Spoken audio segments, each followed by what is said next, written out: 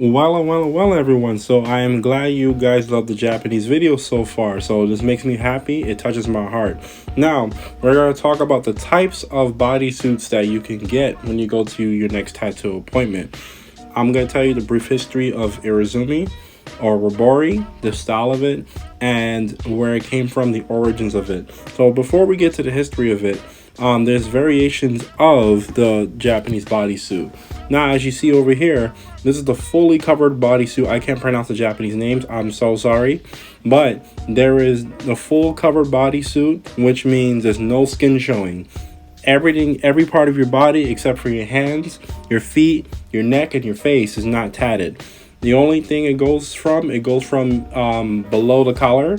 It goes like on top of the collar all the way to on top of the ankle of the foot. Now, I'm personally gonna have that.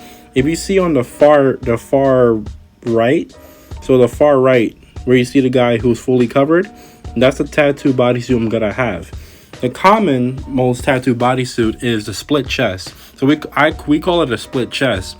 So there's a split chest that covers all the way to your head to your toe, and there's the half split chest, which is it goes a quarter sleeve and a quarter sleeve. So you have the split chest fully covered and the split chest that's half covered like shorts in the shirt. And you have the fully covered bodysuit, which goes from all the way to your wrist, all the way to the top of your ankles and stuff like that, and your back and below the collarbone, stuff like that. Then you have the turtle shell. You have the turtle shell bodysuit. Only your back is tatted. Everything else is not tatted. Your legs, your arms, your front chest, your neck is not tatted. Only your back is tatted. You also have this variation as well. You have the sleeve. If you don't want to spend thousands of dollars on a whole bodysuit, you could always have a sleeve and chest. So sleeve and chest combination. It's called a haki and a katsubori. So haki and katsubori is a chest and arm sleeve combination. That's what that is. If you only want that and that only, and spend a couple of $900 or $1,000 or in euros or pounds, whatever your currency is, go ahead. If you have other priorities in life, for the bodysuit, I will tell you it does cost a lot of money. It is a big investment. I will warn you about that. As you can see here, this is the split chest. So with the split chest, that's the most common popular one as well. Then you see the different variations of the bodysuit. So make sure you research this, and this is a great thing to research on, so you know what you want. Now, this is the split chest that you see in real life. So this is real timing right now. It's real timing. You see the split chest. I couldn't pronounce the name, but it starts with an M. So I can't pronounce certain Japanese names. I am so sorry if I butchered it. And then this is the bodysuit that I'm gonna have. You see how everything's all covered? There's no split chest. This guy has a quarter of a sleeve. I have a full sleeve. So I'm gonna have a full sleeve, chest, back covered, ribs covered, my buttocks covered, my inner thighs covered, and my ankles covered. So that's the type of one I'm gonna have. So you see this one in action, as you can see over here. So this goes for male and females. So you can have a different variety and variations of a Japanese bodysuit. So you're not stuck in one particular thing. The one thing I really love about Japanese tattoo bodysuits is that it's very flexible. It's not stagnant. So it's not in one situation or one style. You can have in different styles when you're tattooing your whole body into one connected piece. But make sure the themes fits with what you're doing. Don't just put something random. Make sure you follow the Japanese tradition. The Japanese traditional thing, because you're getting a traditional bodysuit. Now, if you want to add one type of Japanese thing and then add American traditional or add Chicano or whatever, that's cool. But Japanese is Japanese, you know what I'm saying?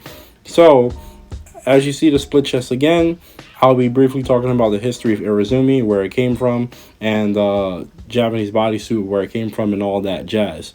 But you can have it in black and gray. You can have it in colored. Traditionally, you should have it in colored because the background's going to be black and gray regardless. Skin tone, lighter skin tone, darker skin tone, the background of the Japanese bodysuit is going to be black and gray regardless. The characters could be in black and gray, but I highly suggest to get your characters in colored because it's gonna pop out more. That's my personal suggestion. Do whatever your preference is. Do what your preferences are. So black and gray, or colored and black and gray. You could mix it up. Japanese tattoo style is very flexible. It's not stagnant. Now we're going to transition into the history of Irezumi and where it came from. So the word Irezumi means to insert ink. So basically, the start of the Japanese bodysuit was started by criminals. It started by criminal tattoos. So a lot of the people in the Edo period, it goes way further back than that, but I'm just talking about the modern bodysuit as you see today. So during that time, a lot of criminals has been, instead of them getting cut to death or chopped to death by samurais, instead they mark their arms, their legs, and their forehead with kanji and lines. So a lot of those criminals, the more lines they got, the more criminal and dangerous they are to society.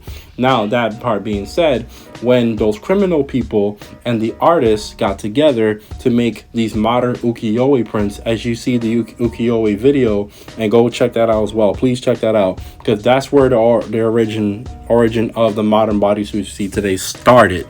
Now, that part being said, when the criminals got out of society and didn't want to be reminded that they were a criminal, what they did was they told the artists, the ukiyo-e artists, hey, can you make a tattoo, and you can tattoo me with this character I like, or with the story I like from childhood. And the artist was like, okay, cool, yeah, sure. And they got ink. They used Wabori style and tap, finger tap and all that stuff. So, and that's how you got the modern bodysuit. But the Yakuza has made it more popular when everyone else in society didn't want to do what everyone else did. But this was a popular thing at that point. Now, that part being said, so the Irezumi style, it has started from the Ainu people and the Ryukyu Islands of the kingdom, and it was used by indigo plant when a lot of artists was inserting ink. So this is like heavy ink. Then instead of instead of being a popular thing, it became a criminal thing. It became barbaric when the United States has came to Japan for tariff and trade reasons. But many people has been inspired, as you see these two over here. This type of modern bodysuit has been inspired by 100 Heroes of China by Keniyoshi. The artist Keniyoshi, I will say he's like the godfather of the modern Japanese bodysuit, because he drew the characters from China into a graphic novel. It was like a manga. So he drew into a manga of these samurai heroes, or these Chinese kung fu heroes with tattoos on them. The original Chinese story, they don't have tattoos, but because the Japanese has admired the Chinese kung fu so much that they wanted to make Japanese style Chinese figures into Japanese style. So that's how that came about. The next video, I'll talk in detail about Keniyoshi's heavy influence of Japanese tattoo work and how we have it as it is today. So to continue the history of it, now people got these tattoos for spiritual and decorative purposes in Japan, dating back to the Jomo period and the Paleolithic period around 10,000 BC on the Japanese archipelago. Now, some scholars have suggested that distinctive cord mark patterns observed to the face body figures during the represents of tattoos, but this claim is unanimously accepted. There are similar, however, such markings of tattoo traditions observed into the contemporary cultures for the following of the Yayoi period, around 300 BC, 300 AD. Tattoo designs were observed and remarked upon by Chinese visitors in the Kyushu area. Such designs were thought to have spiritual significance as well as functional as status symbol. So there you have it. Like, there's more detailed, but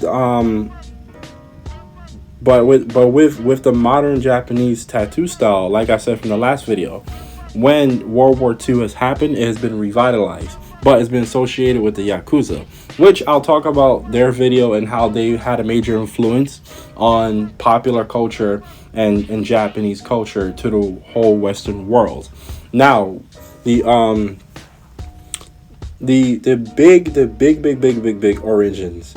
The big origins is that when you have these type of things, like,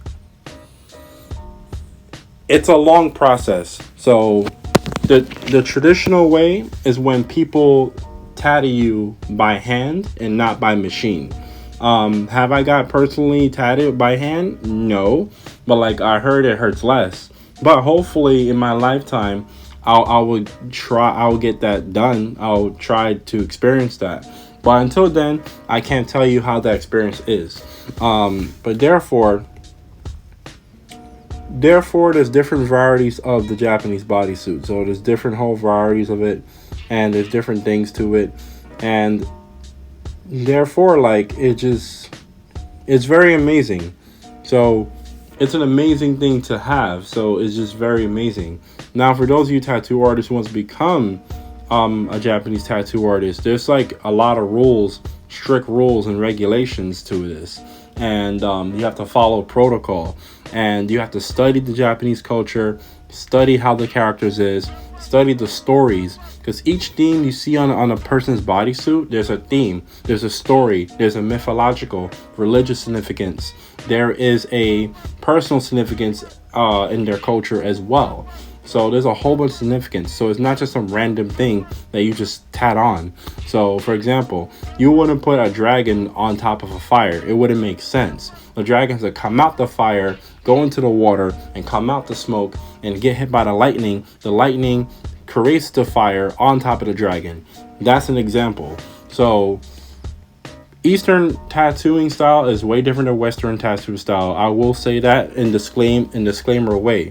So there are totally two different things. Now, that part being said, when you do that, it makes like a whole lot of sense. So this right here is an ancient picture. So you probably seen this picture all over the place. This is from the 1800s, I think. 1800s or the 1700s, around that time. So as you see that, this is how the traditional bodysuit is. So when you're getting a bodysuit, it has to look like this. So it needs to be a theme to it. You see the theme. Now this samurai over here, he is one of the 108 heroes of China. So which I'll explain in the next video. I'll explain in the next video on the 108 heroes of China. So this guy, he is one of the heroes that's defeating the demon. So he's one of the samurais that's fighting a demon, and he has a long sword. He has a Chinese broadsword. Now, therefore, and people who came to Japan and saw this, they was like, this is very beautiful. But the Japanese always thought it was barbaric. But outsiders thought it was beautiful, because Japanese style of tattooing was the first in the whole world to have a beautifully decorated bodysuit. No other culture has ever done this besides the Polynesian people. Besides Polynesians, South Pacific, and East Africans. Besides them, Japanese has a decorative style. It was like decorative, colorful. Everyone else's bodysuit throughout the world was just black. But Japan was like the only country that has it in color, because they use different type of indigo plants. They use different types of ink. They use red ink, purple ink, blue ink, black ink, and green ink. And that hasn't been done before. To the point even Sailor Jerry was very surprised. Sailor Jerry was like, wait a minute, hold on. Like, I didn't know you can use these colors. These colors look awesome. You know, like, it was amazing. So Japan was like the only country that had colored tattoos. Like, the tattoos was heavily colored. Like, to the point that they thought they see like a whole illusion.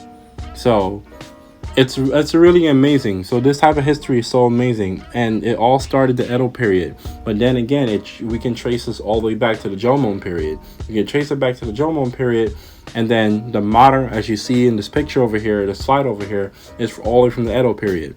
So it was the first time the whole world has seen people with colored tattoos, bright colored, long-lasting tattoos. So to the point that it looks like a whole painting. Like, they haven't seen that before. Like, it looks like a painting. And it's really amazing. It's really amazing. And there are very, very, very lots of ways that these things happen. So yeah, there you go, guys. There's like a whole bunch of ways that you can get yourself a bodysuit. You can get yourself the different types of bodysuits you can get. So there's many ways to do it. So thank you guys for watching. Peace out.